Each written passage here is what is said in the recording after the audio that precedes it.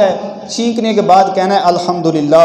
ابو داود میں روایت ہے، سیدنا ابو ہریرہ رضی اللہ تعالی عنہ فرماتے ہیں کہ نبی علیہ السلام نے فرمایا اذا عطس احدکم فلیقل الحمدللہ علی کل حال۔ صحیح البخاری کے الفاظ ہیں صرف الحمدللہ کے۔ ابو داود میں ہے کہ چھینکنے کے بعد بندہ کہے الحمدللہ علی کل حال، ساری تعریف اللہ تعالیٰ کی ہے ہر حال میں۔ الحمدللہ ساری تعریف اللہ کی ہے علی کل حال، ہر حال کے اندر۔ تو چھینکنے کے بعد یہ کہنا چاہیے الحمدللہ، یہ بھی کہہ لیں، یا الحمدللہ علی کل حال یہ بھی کہہ لیں۔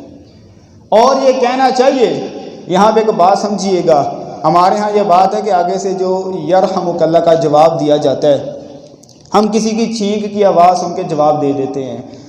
کسی کی چھینک کی آواز سن کے جواب نہیں دینا۔ نبی علیہ السلام جواب دیا کرتے تھے جو چھینکنے کے بعد الحمدللہ کہتا اسے جواب دیتے۔ صحیح البخاری کے اندر حدیث ہے، عطس رجلان عند النبی، نبی علیہ السلام کے پاس دو بندے بیٹھے تھے، ان دونوں کو چھینک آ گئی، انہوں نے چھینک دیا تو پیارے پیغمبر علیہ السلام نے ایک کو جواب دے دیا یرحمک اللہ، کہہ دیا کہ اللہ کا تجھ پہ رحم ہو۔ دوسرے بندے کو نبی علیہ السلام نے یہ نہ کہا، جسے نہ کہا، وہ پوچھتا نبی علیہ السلام سے بھی اس کی کیا وجہ ہے؟ اس کے لیے آپ نے رحم کی دعا کر دی ہے، میرے لیے آپ نے نہیں کی۔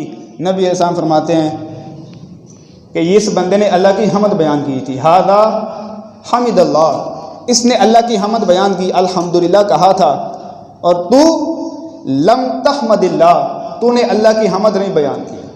مثلا جو الحمدللہ کہے اور اس کی الحمدللہ جو سنے گا وہ کہے گا کہ یرحمک اللہ، اللہ کا تجھ پہ رحم ہو۔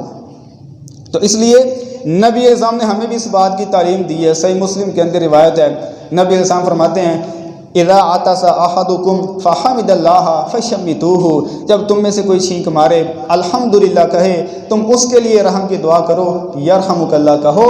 اور اگر وہ اللہ کی حمد نہیں بیان کرتا، لم یحمد اللہ، اللہ کی حمد بیان نہیں کرتا، الحمدللہ نہیں کہتا، فلا تشمتوہ، تم اسے یرحمک اللہ نہ کہو۔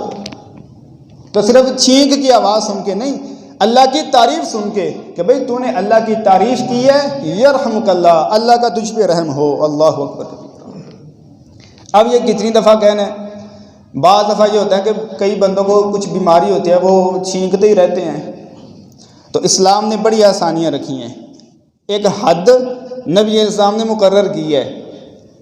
صحیح مسلم کے اندر روایت ہے، اسی طرح ترمذی کے اندر بھی، کہ پیارے پیغمبر علیہ السلام آپ کے پاس ایک بندے نے چھینک ماری، اس نے الحمدللہ کہا، نبی علیہ السلام کہتے ہیں یرحمک اللہ، ابھی اللہ کا تجھ پہ رحم ہو۔ اس نے دوبارہ چھینک ماری تو ترمذی کا الفاظ ہے، نبی علیہ السلام نے پھر یرحمک اللہ کہا۔ اس نے تیسری دفعہ جب چھینک ماری، چھینکا، تو پیارے پیغمبر علیہ السلام فرماتے ہیں انت رجل مزکوم، اور پاجی لگتا ہے تو زکام لگا ہے۔ آپ فرماتے ہیں تجھے تو زکام لگا ہوا ہے۔ مطلب مراد یہ ہے، کچھ احادیث کو جمع کر کے علماء نے جو بات نکالی ہے، وہ کہتے ہیں ایک دفعہ، دو دفعہ، یہ نبی علیہ السلام سے ثابت ہے۔ اور ابو داود کے اندر سیدنا ابو ہریرہ رضی اللہ عنہ، ان کا قول ہے کہ تیسری مرتبہ تک بھی یرحمک اللہ کہو۔